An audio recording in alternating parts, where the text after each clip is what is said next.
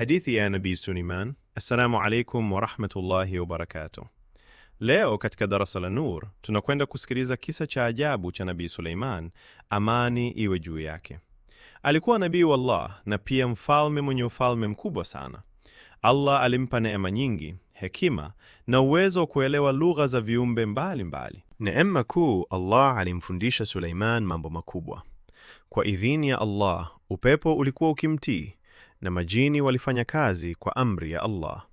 Lakini pamoja na ufalme wake mkubwa, Suleiman hakujiona kuwa bora kuliko wengine. Alijua kwamba kila alichokuwa nacho kilitoka kwa Allah. Suleiman na mdudu chungu. Siku moja, Suleiman akiwa safarini pamoja na jeshi lake, walifika katika bonde ambalo lilikuwa na mchwa wengi.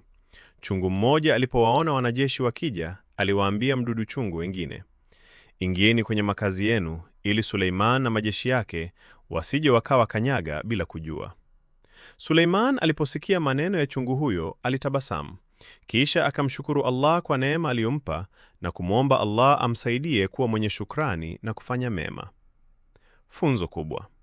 Hapa tunajifunza jambo muhimu sana.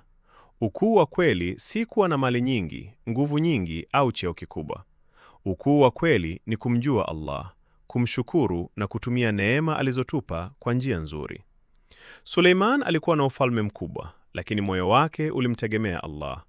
Ndugu zangu, tukumbuke kuwa kila tunachomiliki ni neema kutoka kwa Allah. Tusiwe watu wa kiburi kwa sababu ya mali, elimu, cheo au uwezo.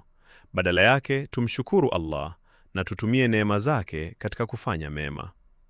Ikiwa umeipenda hadithi hii, endelea kufuatilia darasa la Nur kwa masomo zaidi ya Qur'an na historia za manabii.